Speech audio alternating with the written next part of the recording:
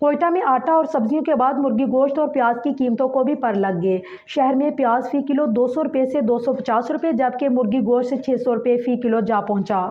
सूबाई दारुल हुकूमत कोयटा में आटा और सब्जियों के बाद मुर्गी गोश्त और प्याज की कीमतों को भी पर लग गए। शहर में प्याज फी किलो 200 रुपये से 250 रुपये, जबकि मुर्गी गोश्त 600 रुपये फी किलो तक जा पहुंचा।